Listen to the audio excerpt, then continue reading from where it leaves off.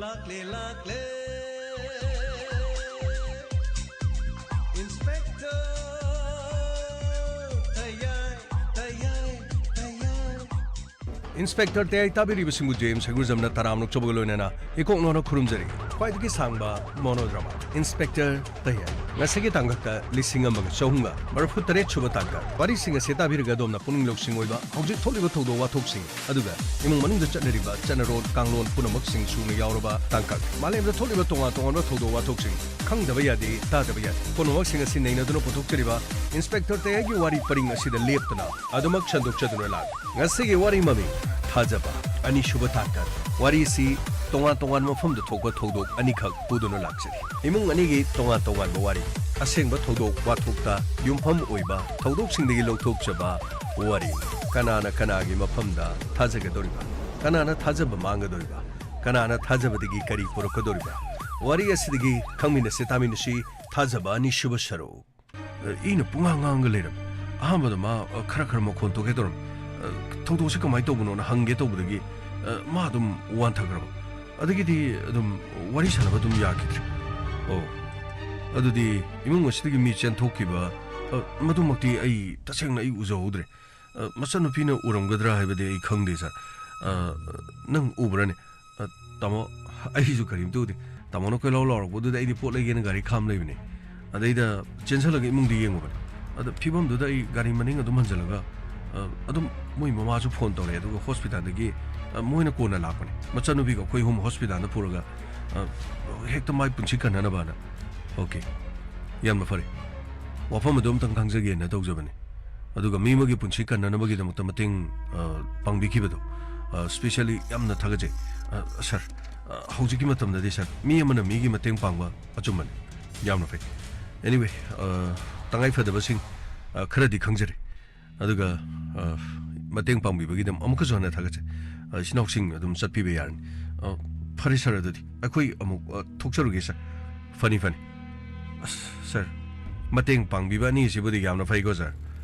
aduga mateng pangamdriba hat ki honaramishina kanamu orijanu khangdre ni sir kamai akoi basida CCTV sir CCTV di sir simoi imungjigi di panbadi leitre sir santos sir CCTV je sir sidadi moi imungi di leite krino khangde da so gamna ina kholaga CCTV di pandri jibo siguma matamna panggadabani ne CCTV do krino moi ge 360 haibra krino matum tawudu panggadawni kadai de kari thoe haibdo mai sengbu palaga as paisa di pai biro karino adum wata padana leibadi dum maliko yamna nungai draso as CCTV leiram da basidi sir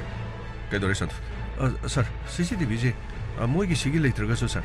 arapada sile yum thangna ba yamadi lei sir yum thangna ba yamadi lei anyway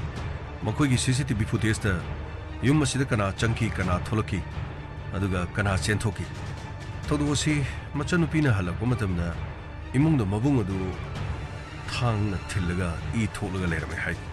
wafam adu mi di leiramde hai wafam si khangdre de sir hojigi matam se kari hai gan imung manung da sigum thodok phaw thoksalakpada adusu ahinga nataba nungthin pobob to smaina toksala sinadi pare CCTV gi footage ko yengna ba toksi aduga makha thaba imung manung unarga case asigi matangda kari lega abdi yengs aduga sir nupi mamang ki badu sir gamai adusu muksat kadaba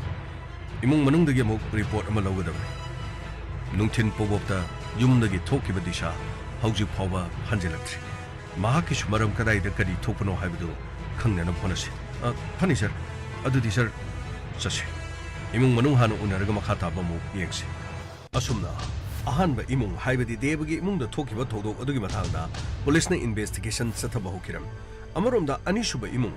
disagi mahaki matang dudusu police na thigana na honaki adubu case asi ihan hana debagi case oina lakibana hospital chatuna amu imung manunga wari watai sanaki ima police lai kadai imung inspector ekoi hospital asida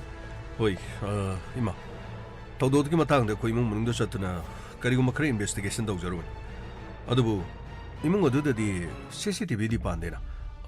ekoi gi di CCTV late adubu yum thangnaba makhoi gi anak patu su leitaba malin ima ꯑꯩꯈꯣꯏꯅ CCTV ꯀꯗꯣꯝꯗ ꯂꯩꯒꯦ ꯍꯥꯏꯅ ꯌꯦꯡꯖꯔꯛꯄ ꯃꯇꯝꯗ ꯈꯖꯤꯛꯇꯪ ꯂꯥꯞꯄ ꯏꯃꯨꯡ ꯑꯃꯗꯗꯤ ꯂꯩꯔꯝꯃꯤ ꯃꯈꯣꯏꯒꯤ CCTVꯒꯤ ꯐꯨꯇꯦꯖꯇꯨ ꯑꯩꯈꯣꯏ DVR ꯄꯨꯗꯨꯅ ꯂꯥꯛꯏ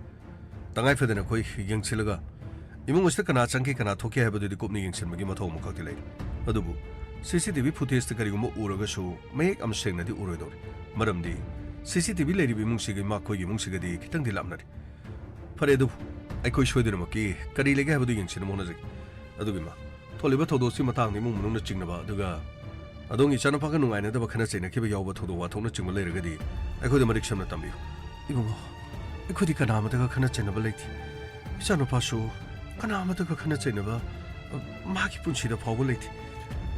ꯃꯆꯟꯅꯨꯄꯤꯒ ꯃꯥꯒ ꯂꯥꯛꯅ ꯐꯅ ꯇꯧꯅꯗꯅ ꯐꯥꯒꯤ ꯖꯣꯒꯥꯏ ꯏꯃꯨꯡ ꯑꯁꯤꯗ ꯃꯣꯃꯣ ꯅꯣꯛꯇꯨꯅ ꯂꯩꯖꯕ ꯑꯗꯨꯒ ꯏꯆꯥꯅꯨꯄꯤꯁꯨ ꯃꯉꯥꯏ ꯃꯥꯁꯨ ꯑꯇꯣꯞꯄ ꯃꯤ ꯂꯣꯏꯅ ꯇꯤꯟꯅꯕ ꯀꯔꯤꯁꯨ ꯂꯩꯕ ꯅꯠꯇꯦ ꯑꯗꯨꯒ ꯏꯆꯥꯅꯨꯄꯥꯁꯨ ꯊꯣꯏꯅ ꯑꯇꯣꯞꯄꯒ ꯇꯤꯟꯅ ꯂꯣꯏꯅꯕ ꯀꯔꯤꯁꯨ ꯂꯩꯕ ꯅꯠꯇꯦ ꯑꯗꯨꯕꯨ ꯏꯃꯥ ꯏꯃꯨꯡꯁꯤꯗ ꯊꯣꯛꯂꯤꯕ ꯊꯧꯗꯣꯛꯁꯤ ꯃꯤ ꯑꯇꯣꯞꯄꯁꯨ ꯇꯤꯟꯅꯗꯦ ꯃꯤ ꯑꯇꯣꯞꯄꯁꯨ ꯂꯣꯏꯅꯗꯦ ꯍꯥꯏꯔꯦ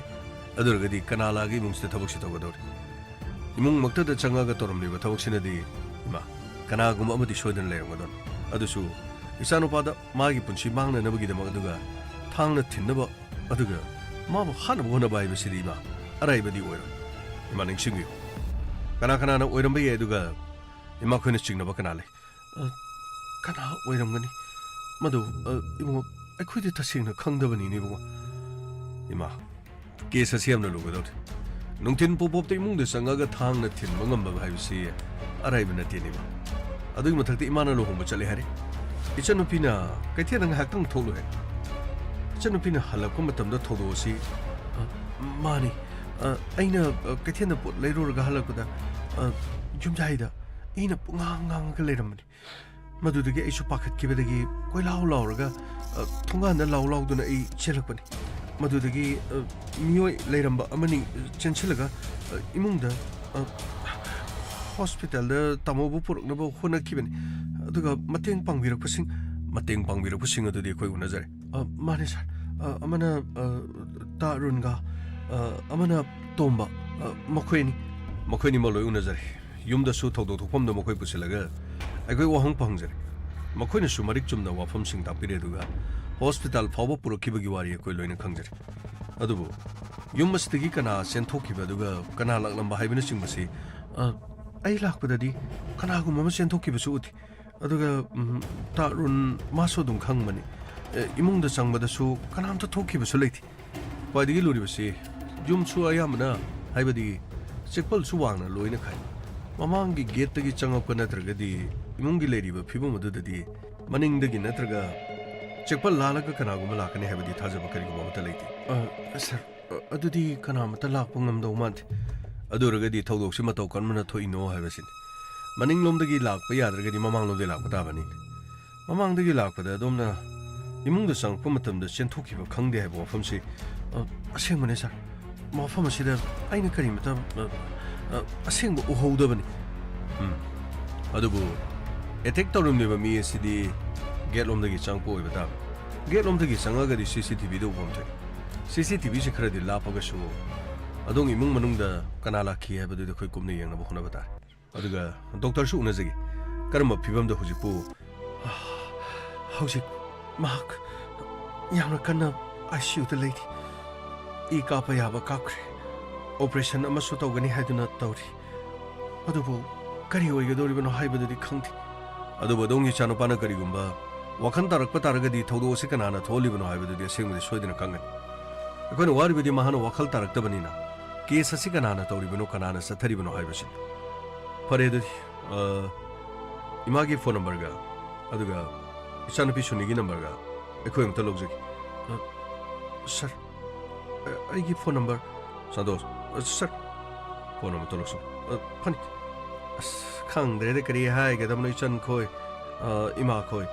ꯀꯦꯁ ꯑꯁꯤꯗ ꯀꯔꯤꯅꯣ ꯑꯗꯣꯝꯒꯤ ꯏꯆꯥꯅꯨꯄꯥꯗ ꯊꯥꯡꯅ ꯑꯃꯨꯛ ꯊꯤꯟꯗꯨꯅ ꯍꯥꯟꯅꯕ ꯍꯣꯠꯅꯔꯝꯃꯤꯁꯤꯅꯗꯤ ꯅꯨꯡꯉꯥꯏꯇꯕ ꯀꯅꯥꯅꯣ ꯑꯃꯅꯗꯤ ꯇꯧꯕꯗꯤ ꯑꯣꯏꯒꯗꯧꯔꯤꯕꯅꯤ ꯑꯗꯨ ꯏꯃꯥ ꯈꯣꯏꯅꯁꯨ ꯅꯨꯡꯉꯥꯏꯅꯗꯕ ꯈꯪꯗꯦ ꯏꯆꯥꯗꯤ ꯋꯥꯈꯜ ꯇꯥꯕꯅꯤ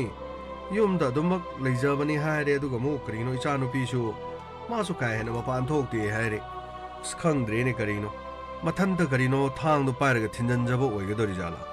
ꯑꯗꯨꯒ ꯃꯊꯟꯇ ꯊꯥꯡꯅ ꯊꯤꯟꯖꯟꯖꯒꯗꯧꯔꯤꯅꯣ ꯀꯔꯤꯒꯤ ꯑꯣꯏꯒꯗꯧꯔꯤꯅꯣ Magi di nupi khangnaba koinaba aduga nungsinaba kana kana leibejano yanadaba leibedagi tawrijala khangdreni hojikansi wakhan nungaite thawai nungaite mon makada thang thamaga tummi haibagumba adagidi khangdreni garino mathanda thang pairaga mathanda tinjanjaba jungam gadoribra gangdini karino ado asengmudi khangdrebanina gamai asengma kari legi habdu DVR du yengba dabni madugi CCTV yengbaduni aina matha yamna sabasi madugi CCTV hek yengni khalubdane isaje arome tha hawide karino minute manga tra yengbo odi bhaba snumi chopa ma CCTV de saksal lagi yenga dorido madaida karino mina ta dore chali chaplin de sapake saksal lagi yenga dorini khalubda gamai sir CCTV yengwi gi matau de sum haijabani sir number no boloris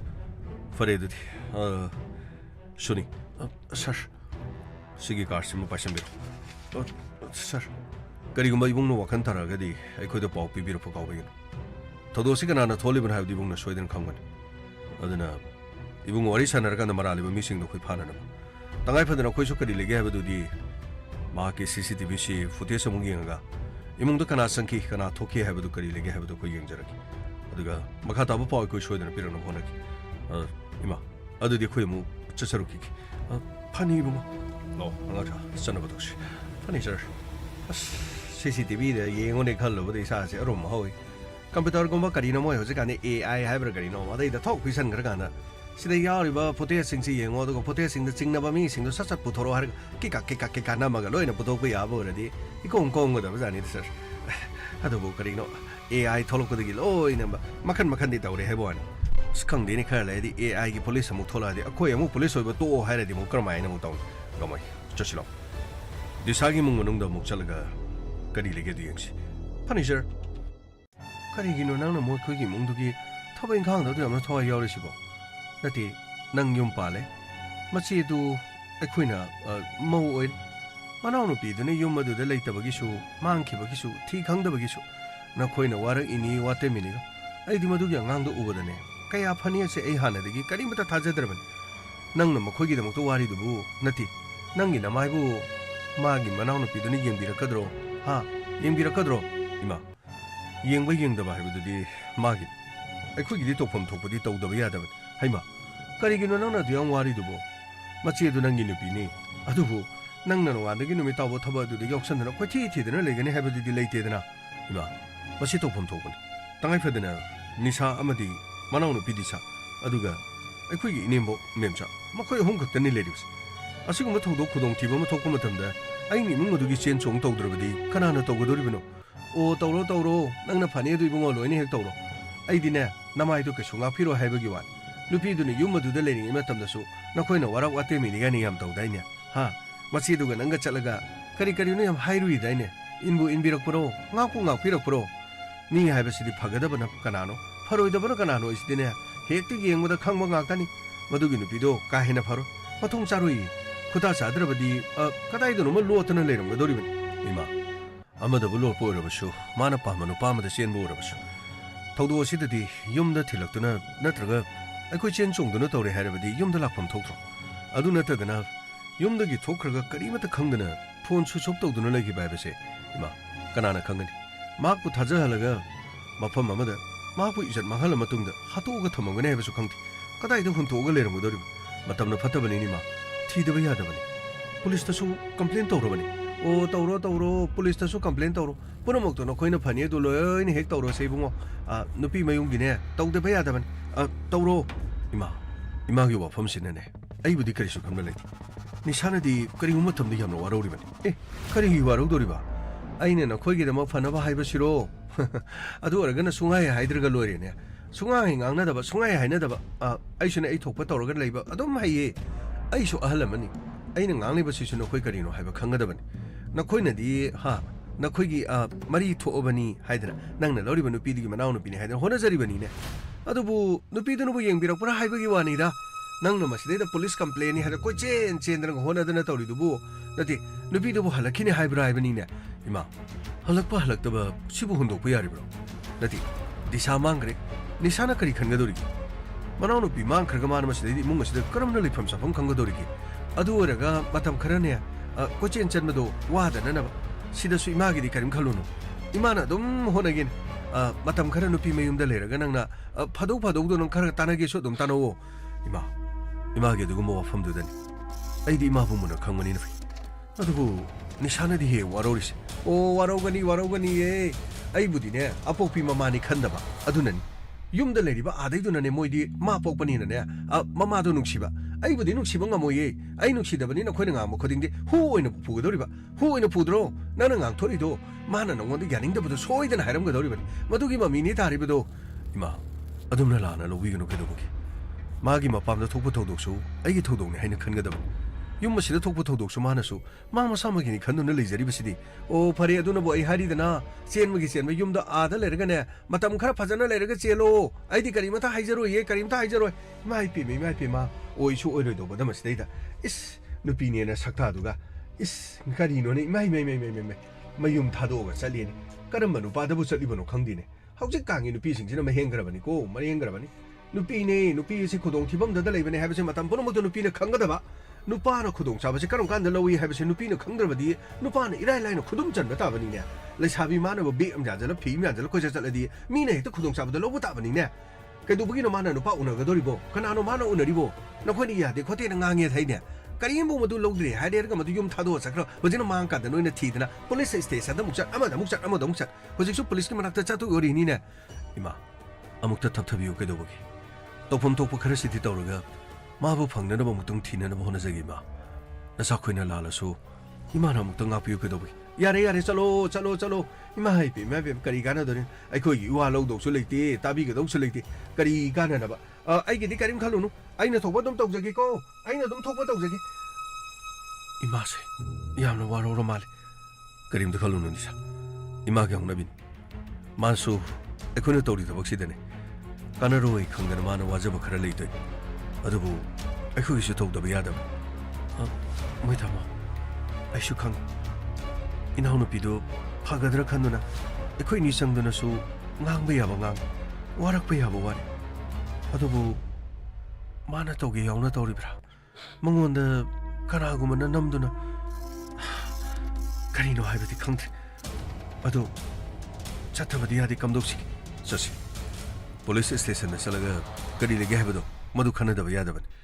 natragana ima khoida police soidana lamase yargana ima da phone toro hangas police lagana akhoi so thodo si matang da kari lege habadu tamaga khongkun khara leina na bagidama lo adudi chalasi adu ima na torisibo yani warudana khara ngangjariben halaga dum aiga dum ngana lo sasilo tengri khoi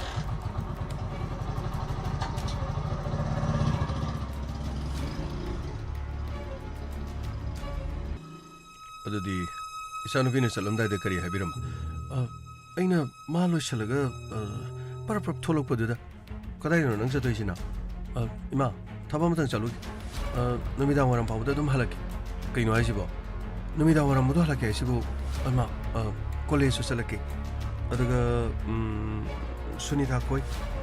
atai moi khrasu unaga da balaiba kaino ne nasanu aite karimta sathoro ina haidani aduga parap lo shalaga chalisina 마 마상에디 타박도 레이람다 타바만 닝싱락 짰다바 야다바기 아이 좀 너미타 등에다 이름 할라키 헤이 ngai khoni nangbo ima ai kuiroi somna haraga dum parapap thokibani adudi maga chamina batei mamana bising makhoi atei loinang makhoi na harak badadi maga thingnadi haba adudi 막 타박 어루범을 레이레 해버시리 당신이 마사는 야라가 zet기바 그리 하게 되버는 강디봉 zet베다디 아둠나 하이라가 토키벤 아두부 팅아 파바 한절락티 마기 폰 마탐 포노목다 스위치 업 레이버디 아무토부 야우티 아두부 그리기노 강티 마나 스위치 업 도리버시 아이 야나 찡네 그나노 라이시 마치가 마테가 그거도 컴플레인 더르마든 sir khoi lebiram thani ekhoi lejeru kesi matang da khoi kari lege do mutung kom nom do thijage do haji bawdi ma yom da sulam dre sir kadai da kana ga lebi na ibu kang mangam anyway ekhoi da photo pirame magi phone number pirame माके last location येंगनबा कोई यामना कन होने मरक सिदा माने yum थादोग चटपे याबा मरम इमु मनुंग थोप थोदोवा थो करी करी लेबकी सर अदुगुमदी कैसु लेतिना इबुंगो अदुगुमदी कैसु लेति युमदगी थोकिबा मतमदसु दुम मागी थबक अमा लेय हारगा हराव हराव थोकिबा गदन अदुबु अतोपदी थोइना करिसु लेति सर कैदोरे संतोष सर सर जेना डिटेल्स अमा थारे सर कदर सर फोन जेन तिन थाने सर सिदा दिशाना फोन नंबर अमा खक्ता नुमिनिस्टा वारी सानबा नंबर अमा खले 4442223 सिगी नंबर से माना नुमित सिदा खक सिगी नंबर से को वारी साना नंबर से कनागिनो खंबिबा सर नंबर दुदी अखुदी खंगदि निशा दी खंबिब्रा नंबर से अदुंग इनाउ नुपिनो वारी सानबा नंबर सिदा अदुं खंबिब्रा अदुगी नंबर दुदी आइदी खंगदि मागा खोइगसु पुन युम सिदा लेमिनबा नत्रबनिना एनीवे माके नंबर सिदगिदी सिगी नंबर से कदन वारी सानकी अदुगा मियोएस अखोइना थिब मतमदा ममिंगी खंगद्रि अदुबु सोइदन खंगनबदि होनाकी तसिंगना सिम से ब्लैक ओरंग दोरिब्रा करी लेगे हाबदि खोइ येंगदबा यारो अदुबु मा थबक अमा लेय हाबसि मागी ममानबीदा सिरपा खोइ वारी सानजरि मखोइनदि मागा थेंनदेना हाइबनि अइना वारी सानबदा इमा आइदि मागादि थेंनदि माइखोनि नोइबो मागा थेंनदि हाइसिबो माबो कनागा पुनगनिना नंगोदको वारी सानबा लेब्रो इमा मागा सुमु थेंनद्रे अदुगा मु माना मु कनागा पुनगदोइनो हाइबो वाफमदुदि एंगोंदा हाइरमदबनिना आइदि तसिंगना इ खंगजदबनि नतिने सिल्पा माबो कनागा खंगनरिगे हुजिकपो नति कनागा कोइनरिगे बा माबो इमा अदुसु आइदि खंगदबनिने आइगा पुलिससिसु नोंमुदा दुगुम वारिदो मागासु सानदि अदुगा इमा खोइनासु मागी वारिसे अखोइदसु यामना स्ट्रिक्ट ओइना लेबनिना अखोइनासु थोइना अदुगी वादो मंगोंदा हंगसु हंगद्रबा खंगद्रिने तौरिसे कदोमदा चक्रिनो कनागा पुलिनो हाइबस खंगति असु कोइबसे माना सुमाइना तौद्रगा हंदक माना तौखलपसे करिनो खंगद्रिने इमा आइसु इमानबी अतैदा हंगबनि अदो कनामता खंगी हाइदेबा अदुना मागी मतांगसे करी हाइगदबनो खंगद्रे अदो आई वाहाइगे अतै अतै नमानबीसिंगने नंगना खंगबा अदुगा नुपादोरबसु नखोइ तिनबा ngangnaba mayam leiradine magi maramda khangbangei kharamta haibiyo haidana nang amuktane mathang motang hangoba aina di nakhoigi namana mi mayam do khangba natredo nang khangagadi engondane soidana hairo hoima machine mamana bisinga wari sanarga ina hangbadas adu wima magi last location oribasi nungthilgi pung mariga minute ni fuga tare thawbugi manungdadi ma sida lerisi mayai garden Sigi garden sida ma location ori garden na bada location oi bani na mi amadi soidana unagani na kal adu di ma ka wari sana ki ba mi siga sidai da pung ahunga minute khargi mamanga sidai da ma ka wari sana sinadi garden da unari ba mi si miyo siga soidana ora masi miyo si ma phama da location oi ba sing thok da ya anyway adu di ma garden na mi mu unagani haduna ima da sai biram bra ibungo engonda di wa phama du di engonda hairamti मागी थबक अमा लई सिखक्तन नुंथिन फावबद माहाना मायाई garden the माना लेरिबसिनदि माका वारि सानरिबा मिसिग garden the सोइदन लेरबने खल मागी phone switch off तोरसिना पुंग 3 minute तरा अदुरबदि माकी phone सि यादबा होबा हाइबदि बैटरी यादबना चिंगबा इबुंगो अदुगुमदि करिमता लेतेना मा फोन स्विच ऑफ तो भाइबसदि अमुक तो बुतौथि अदुदि फोन सि स्विच ऑफ तौगे यावना तौबमा नत्रगना फोन सि namduna switch off tawkibama hauji phawgi mahaka chaminaribasi kanano haibdi khamungamte adubu mahana wari sanakiba mi asiga garden adudu unaribra natragana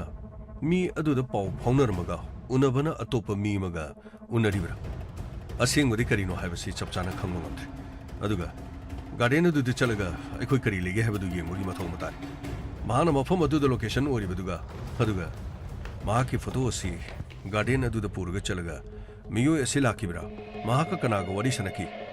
worry सनरिबा number मियो एदु कनानो हाइबदु थिजनबगी मथौ मखक तारे अदुना खोइ मदु म चपचाने यिंगछनबगी मथौ तारे सर ꯑꯩꯈꯣꯏꯒꯤ ꯗꯤꯁꯥꯅꯗꯤ ꯁꯤꯒꯨꯝꯕ ꯊꯕꯛꯁꯤ ꯃꯥ ꯑꯃꯨꯛꯇꯗꯤ ꯇꯧꯗꯕꯅꯤ ꯊꯕꯛ ꯆꯠꯄ ꯇꯥꯔꯒꯁꯨ ꯑꯩꯈꯣꯏꯗ ꯍꯥꯏꯔꯒ ꯑꯗꯨꯝ ꯃꯇꯝ ꯄꯨꯝꯅꯃꯛꯇ ꯆꯠꯄ ꯉꯥꯛꯇꯅꯤ ꯑꯗꯨꯕꯨ ꯉꯔꯥꯡꯗꯤ ꯍꯥꯏꯗꯅ ꯑꯗꯨꯝ ꯆꯠꯈ꯭ꯔꯤꯁꯤꯗꯤ ꯅꯈꯣꯏꯗ ꯍꯥꯏꯔꯒ ꯉꯔꯥꯡ ꯍꯥꯏꯗꯅ ꯆꯠꯂꯤꯁꯤꯅ ꯀꯔꯤꯒꯤ ꯑꯗꯨꯅꯤ ꯑꯩꯈꯣꯏꯅ ꯉꯛꯂꯤꯕꯁꯤ ꯆꯠꯄ ꯃꯇꯝꯗ ꯑꯩꯈꯣꯏꯗ ꯑꯗꯨꯝ ꯑꯌꯥꯝꯕ ꯍꯥꯏꯔꯒ ꯀꯔꯤ ꯃꯔꯝꯒꯤꯅꯣ ꯅꯍꯥꯛꯇꯤ ꯌꯨꯝꯁꯨ ꯄꯥꯜꯂꯦ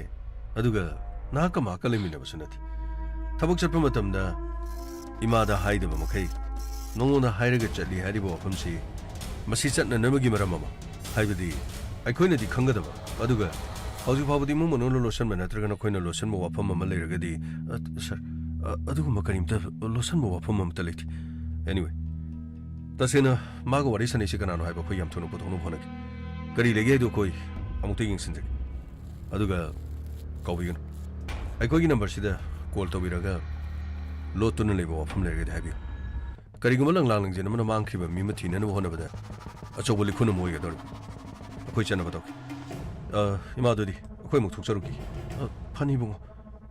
ꯆꯠꯁꯤꯜꯂꯣ ꯉꯥꯛꯁꯥ ꯁꯔ ꯀꯔꯤꯅꯣ ꯈꯪꯗ꯭ꯔꯦꯗ ꯀꯦꯁꯁꯦ ꯑꯉꯛꯄꯒꯤ ꯑꯉꯛꯄ ꯉꯥꯛꯇꯅꯤ ꯑꯁꯣꯝ ꯅꯥꯀꯟꯗꯅ ꯑꯃꯨꯛ ꯊꯥꯡꯅ ꯑꯃꯨꯛ ꯊꯤꯜꯂꯝꯕ ꯁꯣꯝ ꯅꯥꯀꯟꯗꯅ ꯑꯃꯨꯛ ꯃꯃꯥ ꯃꯄꯥꯗ ꯍꯥꯏꯗꯅ ꯑꯃꯨꯛ ꯌꯨꯝ ꯊꯥꯗꯣꯛꯑꯒ ꯑꯃꯨꯛ ꯆꯠꯈꯤꯕ ꯁꯔ ꯃꯥꯒꯤꯁꯤꯕꯨ ꯏꯃꯨꯡ ꯃꯅꯨꯡ ꯌꯥꯅꯗꯕꯒ ꯂꯩꯕꯖꯥꯠꯂ ꯈꯪꯗꯦꯗ ꯇꯨꯃꯤꯟꯅ ꯑꯗꯨꯝ ꯆꯦꯟ ꯆꯣꯡꯗꯅ ꯀꯔꯤꯅꯣ ꯑꯁ ꯀꯣꯂꯦꯖ ꯆꯠꯂꯨꯒꯦ ꯍꯥꯏꯔꯒ ꯏꯔꯥꯏ ꯂꯥꯏꯅ ꯉꯝꯃꯩ ꯑꯗꯨ ꯀꯨꯏꯕ ꯃꯇꯝ ꯑꯗꯨꯗꯤ ꯆꯦꯟꯗ꯭ꯔꯒ ꯉꯔꯥꯡ ꯈꯛꯇꯪ ꯁ꯭ꯄꯦꯁꯤꯌꯦꯜꯂꯤ ꯈꯜꯂꯒ ꯆꯦꯟꯒꯗꯧꯔꯤ ꯃꯔꯝꯁꯤ ꯀꯔꯤꯒꯤꯅꯣ ꯍꯥꯏꯁꯤ ꯍꯪꯅꯤꯡꯉꯥꯏ ꯑꯣꯏꯕ ꯋꯥꯐꯝ ꯑꯣꯏꯔꯦ ꯑꯃ ꯑꯣꯏꯔꯦ ꯊꯧꯗꯣꯛ ꯑꯁꯤ ꯏꯃꯨꯡ ꯃꯅꯨꯡꯅ ꯀꯔꯤꯒꯨꯝꯕ ꯑꯃꯗꯤ ꯂꯣꯠꯄꯒꯨꯝꯕꯁꯨ ꯃꯥꯜꯂꯤ ꯃꯆꯦꯒ ꯃꯇꯩꯒꯅꯁꯨ ꯌꯥꯝ ꯀꯟꯅ ꯁꯦꯟꯅꯔꯤ ꯁꯦꯟꯅꯕꯒꯤ ꯃꯔꯝꯁꯤ ꯀꯔꯤꯅꯣ ꯍꯥꯏꯕꯗꯨꯅꯤ ꯃꯃꯥꯡꯒꯤ ꯄꯥꯁ ꯍꯤꯁꯇ꯭ꯔꯤ ꯀꯔꯤ ꯂꯩꯒꯦ ꯍꯥꯏꯕꯗꯨꯁꯨ ꯈꯪꯅꯅꯕ ꯍꯣꯠꯅꯕ ꯇꯥꯏ ꯇꯉꯥꯏ ꯐꯗꯅ ꯑꯩꯈꯣꯏ ꯏꯟꯐꯣꯔꯃꯔ ꯊꯥꯗꯣꯛꯑꯒ ꯏꯃꯨꯡ ꯃꯅꯨꯡꯁꯤꯒꯤ ꯋꯥꯔꯤ ꯑꯗꯨꯒ ꯗꯤꯁꯥꯒꯤ ꯋꯥꯔꯤ ꯈꯔꯁꯨ ꯑꯩꯈꯣꯏꯅ ꯊꯤꯗꯕ ꯌꯥꯔꯣꯏ ꯇꯁꯦꯡꯅ ꯑꯩꯈꯣꯏꯗ ꯀꯔꯤꯒꯨꯝꯕ ꯑꯃꯗꯤ ꯃꯣꯏ ꯂꯣꯠꯄ ꯃꯥꯜꯂꯤ ꯍꯥꯏꯗꯣꯛꯅꯤꯡꯗꯕ ꯑꯗꯨꯕꯨ ꯌꯦꯡꯁꯤ ꯊꯧꯔꯣ ꯒꯥꯔꯤ ꯐꯅꯤ ꯁꯔ ꯑꯁ CCTV ꯐꯨꯇꯦꯖ ꯑꯃꯨꯛ ꯌꯦꯡꯉꯨꯗꯣꯏꯅꯤꯅꯦꯀꯣ ꯁꯔ ꯆꯠꯁꯤ ꯂꯥꯎꯅꯦ ꯀꯃꯥꯏ ꯐꯅꯤ ꯁꯔ ꯊꯧꯔꯣ ꯐꯅꯤ ꯁꯔ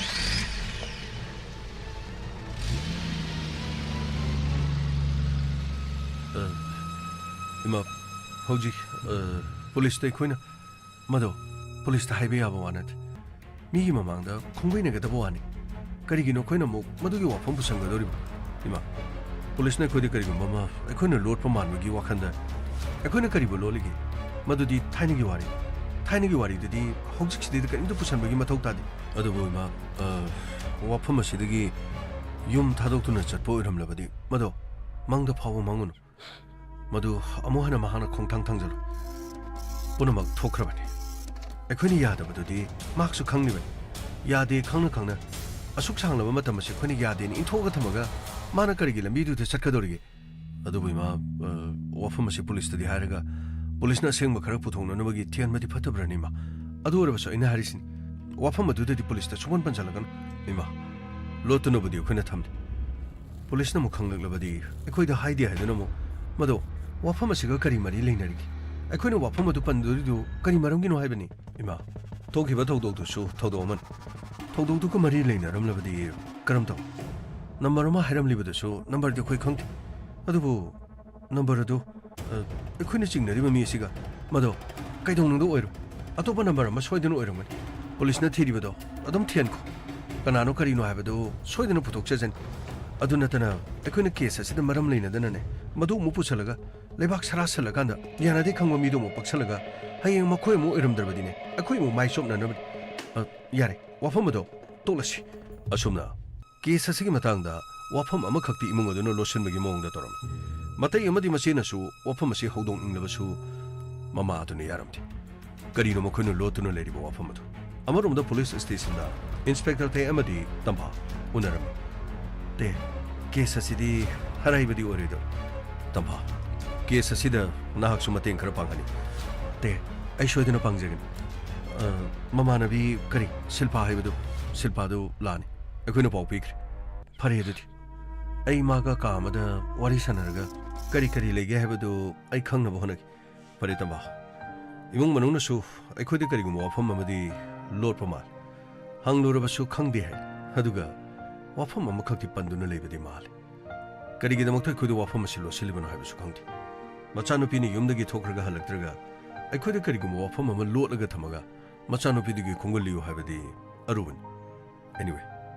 ꯍꯥꯏꯗꯣꯛꯅꯤꯡꯗ꯭ꯔꯤꯕ ꯋꯥꯐꯝꯗꯨ ꯀꯔꯤꯅꯣ ꯍꯥꯏꯕꯗꯨ ꯀꯨꯞꯅ ꯌꯦꯡꯕ ꯇꯥꯕꯅꯤ ꯐꯔꯦ ꯇꯦ ꯑꯩ ꯁꯣꯏꯗꯅꯃꯛꯀꯤ ꯀꯥ ꯑꯃꯗ ꯑꯩ ꯍꯪꯖꯔꯒꯦ madam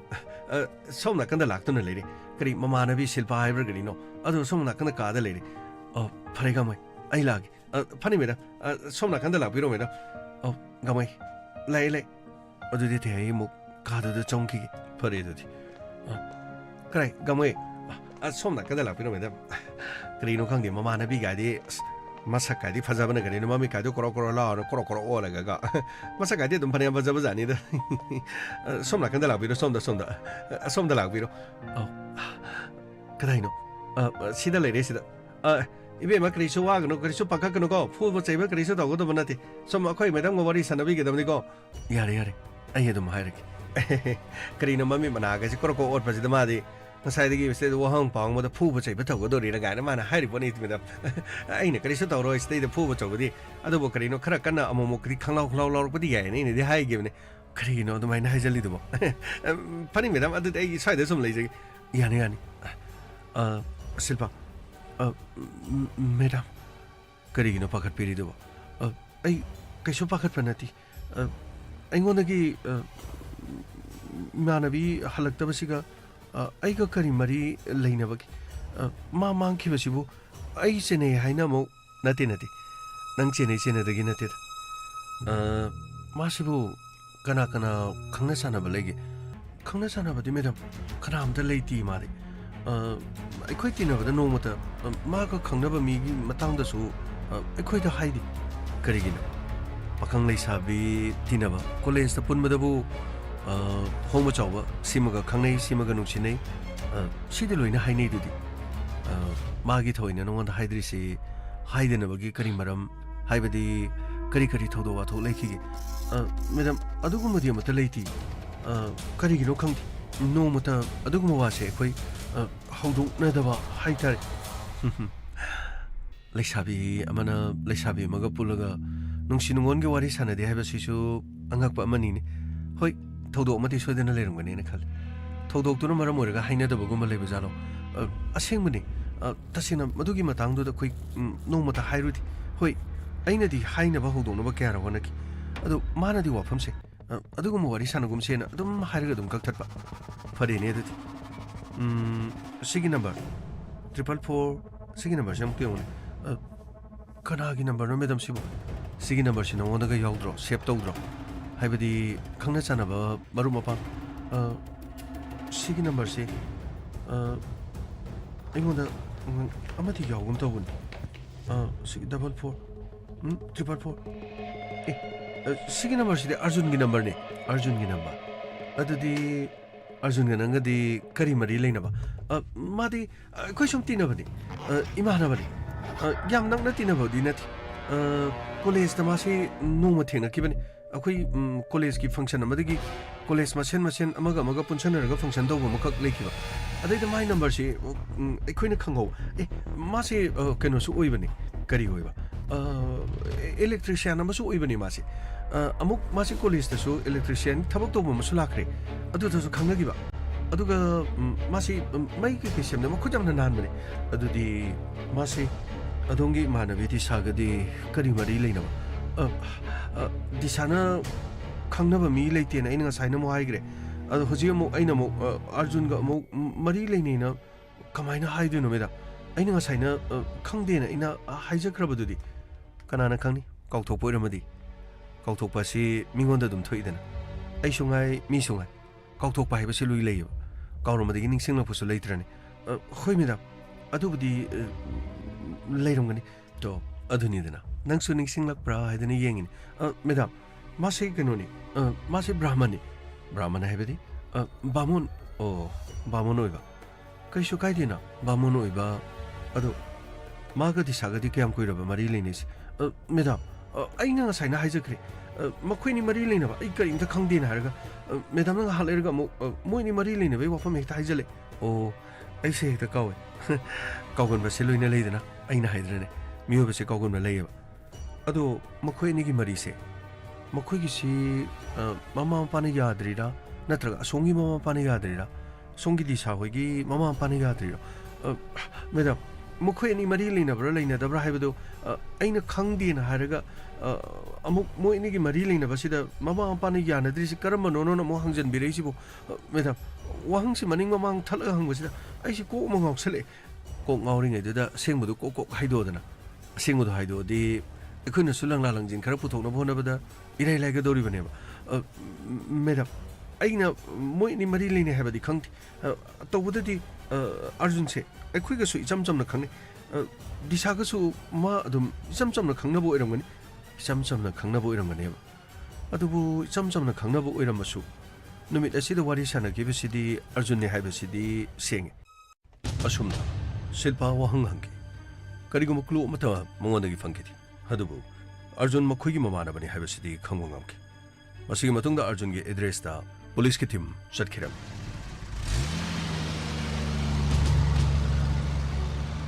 Kamgamai. Funny sir. Laibo lairong dori dalamo. Police la ko udagi mo matun thagatana mo chen kedana. Lolo ngosa. Come on. Karturo. Sir, karigo ma chen ke bataraga de to kotan tanarga ta ka pa yani ga sir. Gamai. Nati sir. Phana na bagi hona ba yani hai ba ani de sir. Lo, chilo. Sir, imungi media se loi leire. Karino police la ima leine. Kima. Kari to ba yawar jan. Ibungo koi. Kari tai bagi. Changjambiro. Ima. Yumase Arjun gi mani Arjun gi yum kari leire bagi. Arjun muktu kok thobiro Arjun go wari amta sanare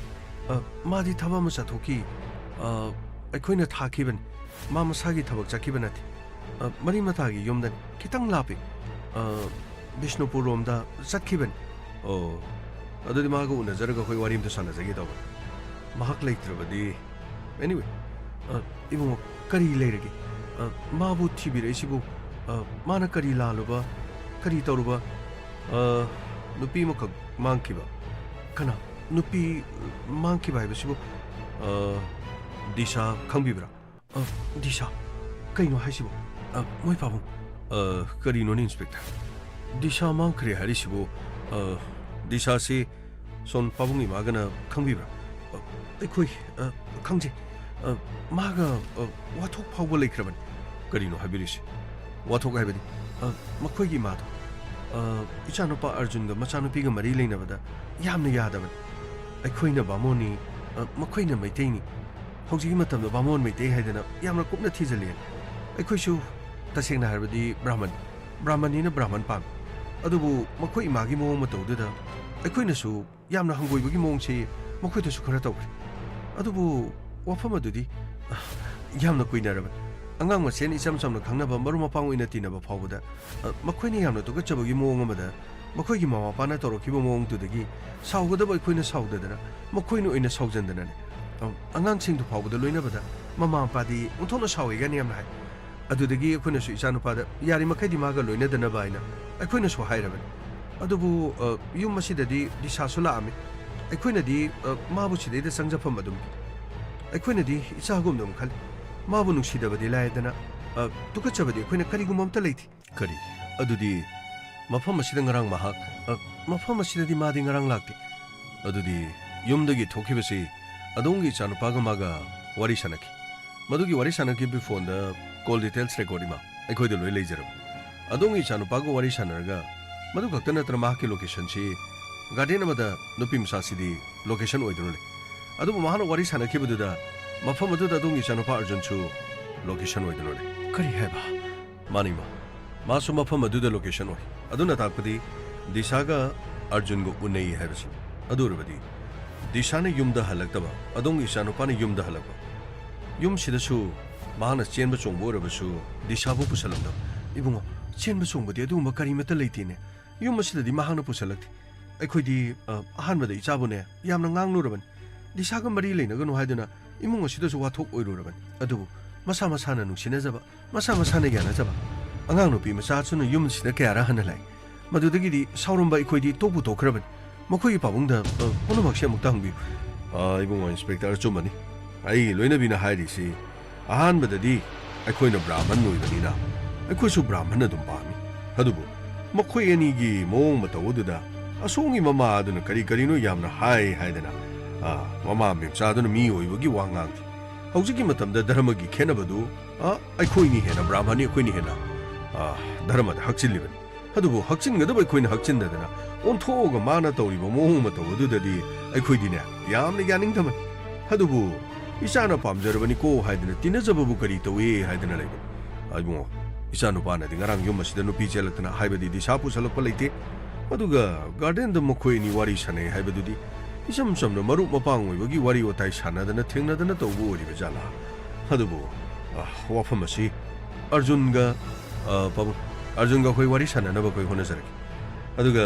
tangai federal mani yumda halagadi pabung khoi gorabasu station da haibel aktuna wari khar sanabana fagadama ibungo wafam asi de kari gumba disha thibu khangdre hadina isanu pada namsindana taisindana pabung landabo origadi karigi kibirun amuktang khoi go unaraga wari sanaba mafam adu kari shukai ba leitena mahana lalagadi lale adubu pabung isanu pala ga mafam adu da soidina muktang lapiyo kari legi hebadu akoi khanaminasi mana tasena maki yumasi da pusalaktaba aduga mahana thengnarubu wari sanarubu kari no hebadu hangnaba tareda magi last location aduga nupi msadugi magi phone mangonagi call chatkibasi adongi chanupa arjun de khaktan atopa kana amata da call tawgi number amata yoramti aduna wafam asi mahaka wari sanadaba yadaba aikoi sasana ba tawjarki funny bungo kari no ne moi pabo nasanu paga police na hari basi yengba tabani dana ni na hairagli basinadi maram mamadi leifam thai sir karino nupa adagi number di chome yum so chome aduga karino moina bamo na mo oidana lerame aduga som na kandana wari si hai haidokti som na kandana mo mani wari si asomna loli bana karigina aduga som no wafam si mo haidorak makoi gi mung manung do police station da korga makata na wari sana da ya aduga arjun summa pham silaga wari sana ba tangai feda ba da leki as karino khangde de men man ta de law soslo CCTV do mung yong gadam thoro punisher kri hai da no khangde kri no sakri ama de dom leiri karam bat sakri ori no hai ba di khangre ne tawris asumna mafam adu de inspector tayai lakhiram amadi police station adu da ima wafam sima khoina akhoi de loli ba sikari marangin ibungo megi mamangda ikaijaba wafam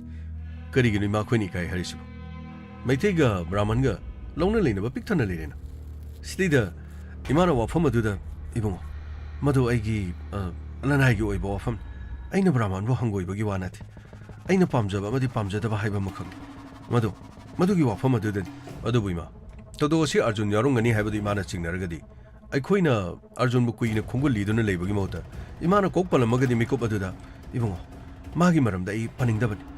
isanu pigasu aiga khayara ningangna khibasi aini yadi dina mana ta dileitrabo malai masida nupa si mana ta dileitrabo ima masi aigi private aina pamba aina punchida aina lega doribido aigi private oine ingonda thadopio apama do ingonda khanbiyo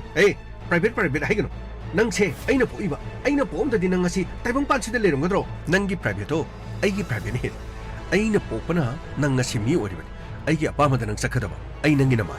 adugane aigi pamda basida nangna chatpataragadi nang hek mikup aduda aina ne hutha ga cheni nangi apama dudi thongkiba yai adubu aigi na hutha ga sigiba dudi nang aigi machin khangmanatra asumna phawda aiga khayara hana ngangna baleki adubu aigi mayokta mana legini haibadudi ai thajati aina ngangodagi makhoini lapthokna kharaba karigum mamata leina dra adubu thodo gasida mano unarame habisi achumani ma adongi chanu pinu wari sanari bodo te kana sunate imana yadaba arjungan makhoini lekono bodo une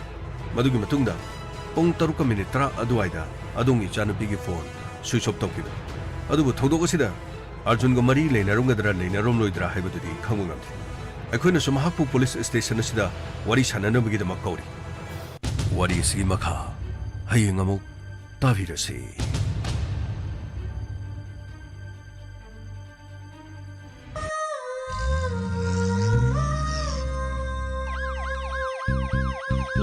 lakle Inspector Tayai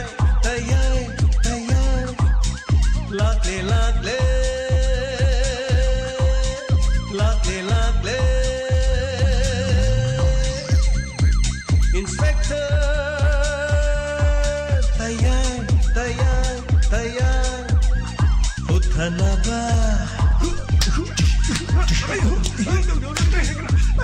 Kanbinaba. Thank you, sir. Welcome to THAJABA Kanbinaba. Inspector Tayai, Tayai, Tayai. Lakle, lakle. Inspector Tayai, Tayai, Tayai.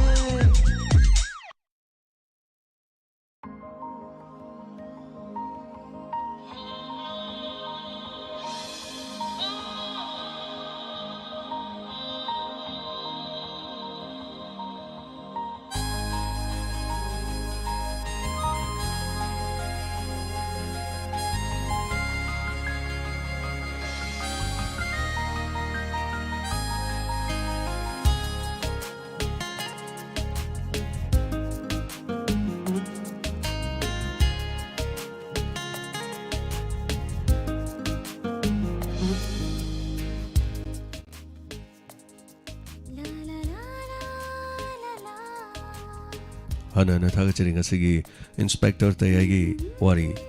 anoba wari da THAJABA ani shuba saru wari se kamdo bibagi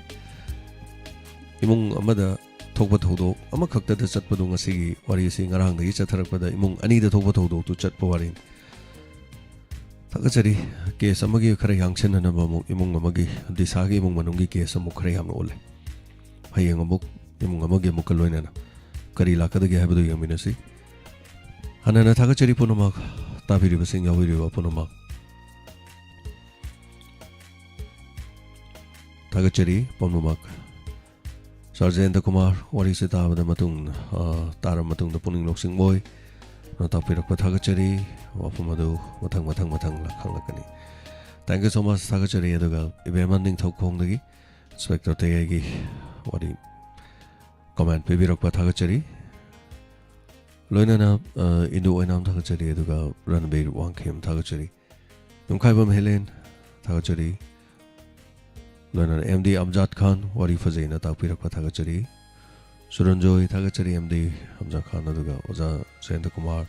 Thagachari Wari Fazaki na Tapirakpa Wari se confusion de laikre Nungaira Kanan Thagachari Yumina se Wari Samukta de Loibe Hadavanina Minute Nifuga, Humdo Nipumari Nipunga, Sana Kalapa Hibadare. Brajesori Takal Samam Thagachari, thank you so much. Aduga, Kontozam Tambal, what he say, Changna Loikre, Makang Izari Tapiri, Thagachari, Inspector Tayai Nungsibiba, Punamakaduga, Gawena Hydro Panoktabangam de Tapiri, Tespati, Kwam Thagachari, Makang Izari, Thagachari, Madam Aduga, Indo Enam Thagachari, Wari Fazai, no Izina Tapirapa, Rambi Thagachari.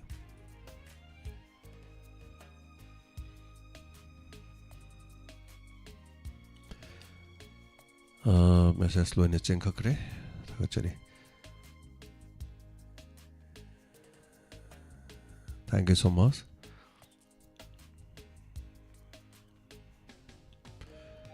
Si wari fazai THAJABA tu na tapirak pa thagachari Thank you so much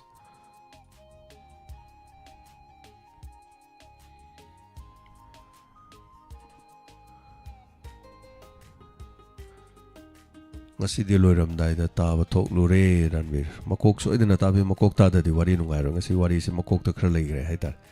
wari sina hange sanaba mong ngam ta mana da ngasi gidi sat point na lak pani haitar kala anyway thagachari ahong sangmom kamla devi wari si pelo de na ta pi bormal okay thagachari mioi se ngak pani ko ta pale ma bujum chumani khangaroi na phana dum chala kan dum khangak pa da mioi gi kong thang haitar ni Sidani lo adum thagachari mani tombi asem imamani tombi thagachari aduga thagachari sanjarbam tombi shrama koktagi taja hodre na koktagi chingkal soidana tabiyo daina khois baniam thagachari sigwari nungai na tapirakpa dorendro yumna miro majro thagachari ngasigi biso tongano maho mani he makhangai jarin wari sina hang inspector te sanabagi mong du dikhra khena bani haitare but wari je samjalaga laga point de laksalak pa haitare makhalamani thagachari madam binodani ngasi wari THAJABA yam nungai jaina tapirakpa sundar konsam thagachari wari faja khre na tapire hoi wari fazana bona bada matam changi I ba khot bada duna matam jana ho bungam de pung baro dai da ho ragadi misu yam ne khalle adubu nongalaga dum tar so no wari se I rabane dum aduna matam khradang di dum khangmina batare dum hono jarake kalen gi matam yoksalak bada dum khare hena ganna ba so na jarake thagachari ranbir wangke maduga minarasi makak mayum thagachari tarong ngasi yawbirak pa han bor mal dabung laisangwam thagachari pana inspector TAYAI sanabada hing da pa bada yarom ba maming mayam yawdre ko hojikante ming pa bada marina lini kana pa ba ga hojik live ta yawdre samai ga pa suniti bala santi bala ga yam soi ba khoin ga pa yam yarom jing to hojikante yawdre adu nongalaga yam ta ba du ta ki da ba thabak tisagi chingi badagi adigi ID ano changak pa kaya ma sini punchi gi maro je thabal chomagi lambak ta awon ba ohong ba legum ne hai tai handa khara mayai wai da chongam ba da mathang sei gi thaban da makok da sari sela chongam ba mathang da muk sari set ba du chong ba di lai na muk chongak ta ba ID mayum pan gi ba khara maning da thango ba ngang ma sa da khara le mayai da muk thangak ba khara le ga muk makok muk thang ba khara le chat ki maron chat ki ba gun inspector TAYAI gi so thagachari na wa yawbiramba ID me ama yawdo me am yawi yawba na wa idigi yawrga lakpa atang mani haiba tare adan marakta chahi mari khare henba gi khongchat si da thengna reisi adum ID me am se ngak pa ngak tani hai tare ngak pa haibadi yawrom bana tokiba digi anoba yawsalakpa hongdri je ai khaktani hai tare adana thagachari ponoma kharan birwang ke madu suranjoy laisram rada fazai de ko sir wai sing je sir ki wari hanga maru bora ohum mari lei haibado anai chumani wari hanga maru bora ohum mari lei aduna irak pada matam jangbogi wani sanabada haitare aduna crime je nukti gi tholei dano ko crime je nukti no moda crime je dum tholei meam je wari meam je ko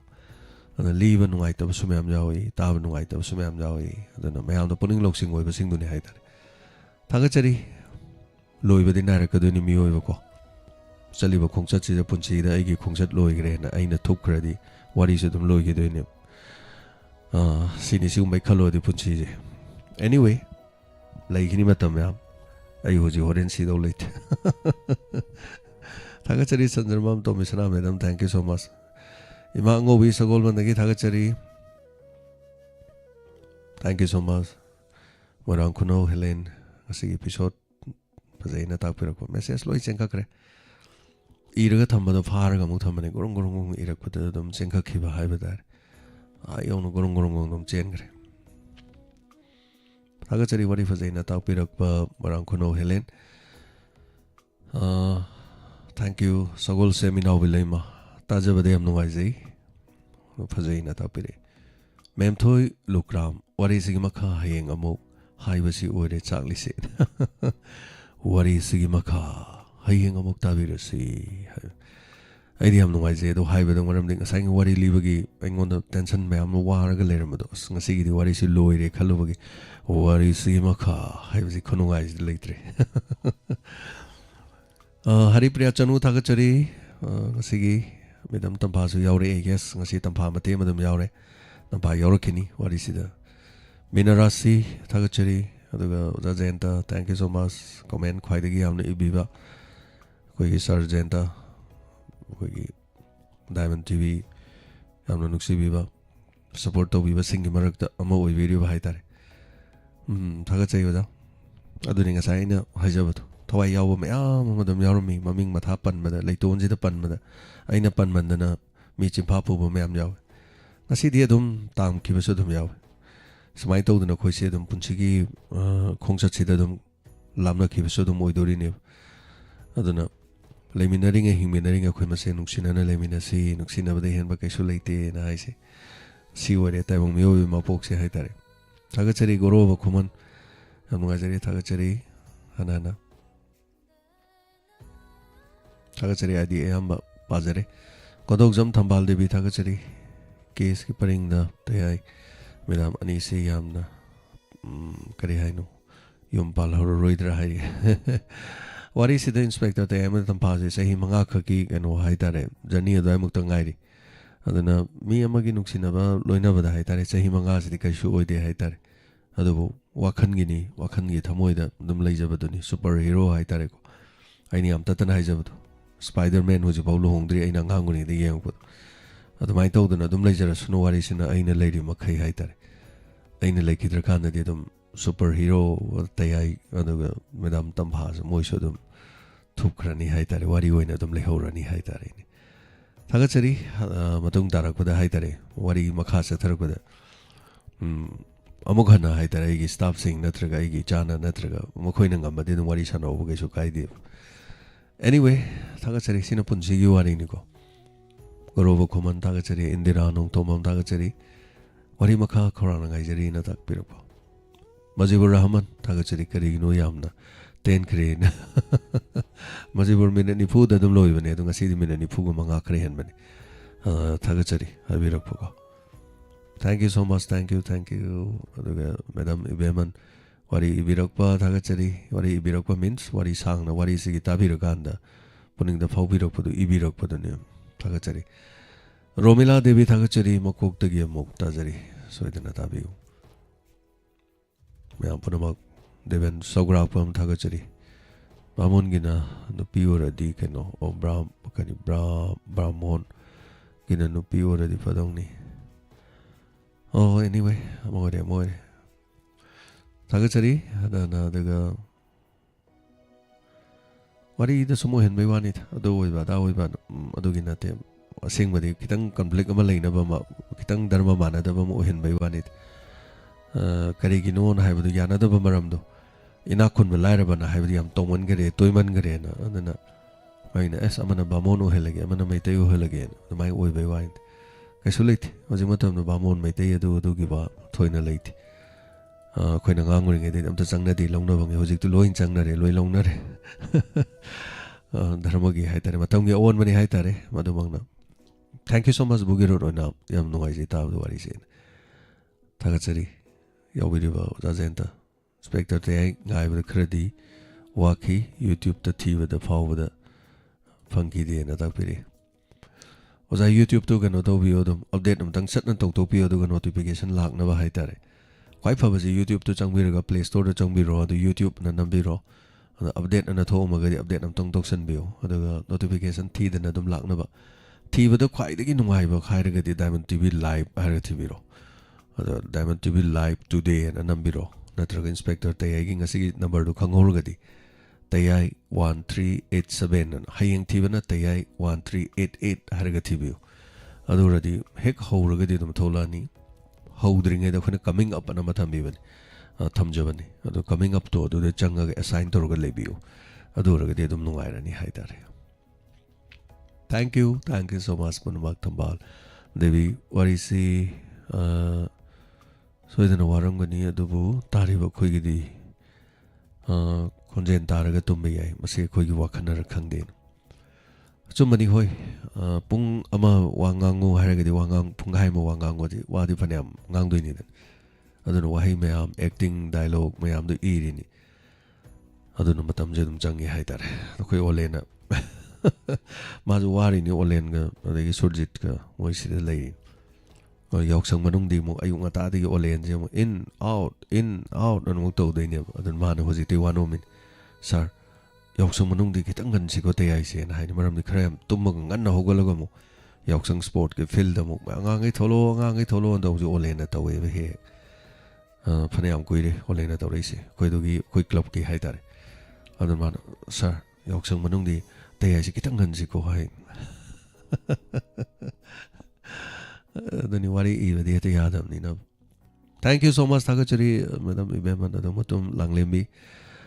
Madam Langlembi, soon how I did lap Yam Jogun, when he lap Yam Jogundre,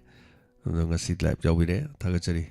Kagino, the Quina Hing may I chabuk that no alam nice and told in a meeting. Say, Tum the law in a one I don't know. Anyway, Kitangadum, Kacharan, Matam the Laxano, owned by home by Tare. Condition Karadum lay, I guess, health is a problem. Kalay, and I know Honazarake, Yoksum Swaibo, Haitara, February, the Amkanizerman. Yoksang Swaysi Bogdidum Karale Jarasano Kranga Karaknaba Kari Legedum Yaminerasi Hekti Hadi Tabaksi Haidar Tagachari Sabir thank you so much Ozam Mazubur Rahman Tagachari I comment Pabi Bagi Natapire Hoda Ibu Iragadi Pahaudra Somu copy the Romu Ibirakpa Other Edum Pazare Anyway Lusin the game Tagachari Ronita Guru Ribam Facebook da WARI asi real Kogi Manak the Tokiba Yamani Bamon Metegi family Anina Tapirak Paduga the Panapi Ani Yanaba Toki Adi Mamana Hairako Haywata Tagachari thank you so much Hairakiba from the Manaba Yoksaloka to Gi Haitarenico thank you so much when I'm Bokiro thank you so much thank you Aingbi Tagachari Mio Mari Facebook Live Televiba Anana Tagachari Punamak Yobi Ribasing Lucialakudi say Makok Kudol Tamjay Latasana Tagachari Ima Onkerapu Mema Tagachari Tumam Dai Taring a Sagi Tension Mayamdo Kaudanaba Kaukinaba Hibanit Kaudanaba Nahire Onatainen Tagachari Asu Sor Hondoksarivan Sida Nungaizarini Haitare Waramba Mayam tension later Mayam Punumaktu Loina Kau Mina no Yaraktrava Mina Sao Yaraktrava Tumu Yaraktrava Madudi Hena Wabalati Aduna Madu Punamaktu Kuimam Punumakta Toktaba Haibatar Suba no Mangamba Paksang Pangan Kanba Aduga Mating Lane at Hawaktobangamado Pina Devotional Kudol Tamzari Waxing you lane Nanglabi Oh, la la la la la.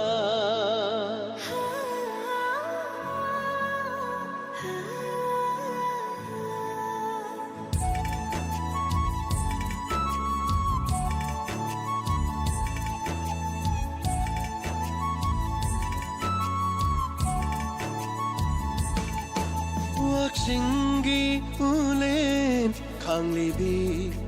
Aigi Kungangi Leira Nungshitoi Rabi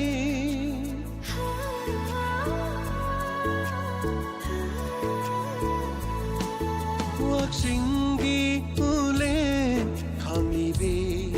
Aigi Kungangi Leira Nungshitoi Rabi Yenglure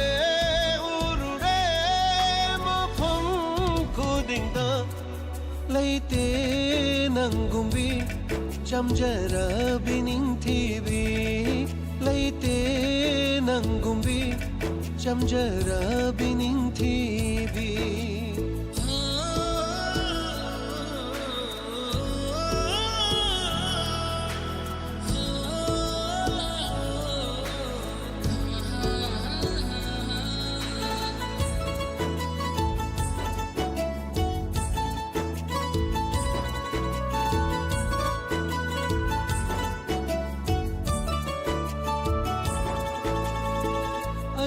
Asha Kandabi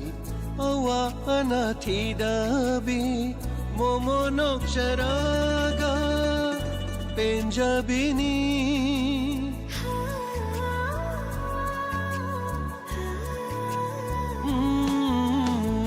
Aing Asha Kandabi Awa Anati Dabi Momonok Sharaga Benjabini Kalakmi haulay jadabi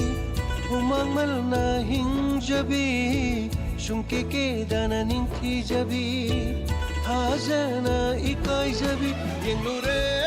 urure Mapang kodingda Laite nangumbi Jamjara bining tibi Laite nangumbi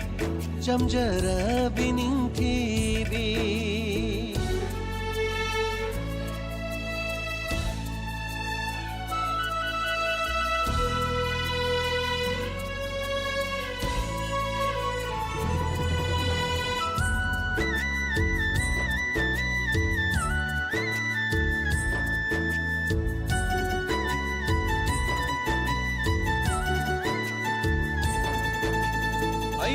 ꯑꯩꯒꯤꯗꯤ ꯊꯋꯥꯏꯒꯤ ꯊꯋꯥꯏ ꯑꯣꯏꯔꯤꯕꯤ ꯅꯪꯇꯅꯤ ꯑꯩꯒꯤꯗꯤ ꯄꯨꯟꯁꯤꯒꯤ ꯑꯣꯏꯖꯒꯦ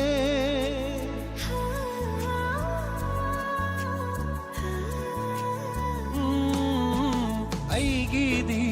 ꯊꯋꯥꯏꯒꯤ ꯊꯋꯥꯏ ꯑꯣꯏꯔꯤꯕꯤ ꯅꯪꯇꯅꯤ ꯑꯩꯒꯤꯗꯤ ꯄꯨꯟꯁꯤꯒꯤ ꯑꯣꯏꯖꯒꯦ ꯃꯄꯣꯛ ꯃꯄꯣꯛ ꯈꯨꯗꯤꯡꯒꯤ ꯑꯩꯇꯒꯤ ꯂꯦꯞꯄꯤꯌꯨ ꯆꯝꯖꯔꯕꯤ ꯑꯩꯒꯤ ꯈꯨꯡꯒꯪꯒꯤ ꯆꯅꯨ ꯌꯦꯡꯂꯨꯔꯦ ꯎꯔꯨꯔꯦ ꯃꯐꯝ ꯈꯨꯗꯤꯡꯗ ꯂꯩꯇꯦ ꯅꯪꯒꯨꯝꯕꯤ ꯆꯝꯖꯔꯕꯤ ꯅꯤꯡꯊꯤꯕꯤ ꯂꯩꯇꯦ ꯅꯪꯒꯨꯝꯕꯤ ꯆꯝꯖꯔꯕꯤ ꯅꯤꯡꯊꯤꯕꯤ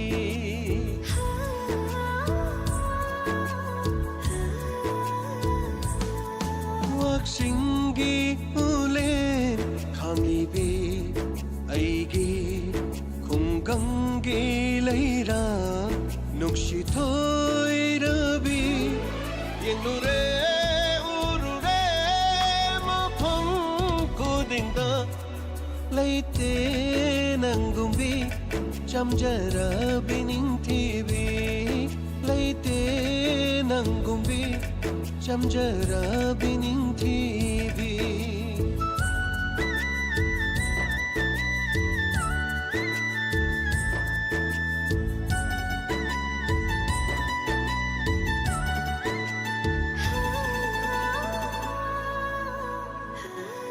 थागतचरी हना संदोकचरीब थोरम मतंग असे लोइसिनजबगी आबा लौजरी संदोकचरीब थोरम 90.0 मेगाहर्ट्ज ता लांथोकचरीब सिगुम्बा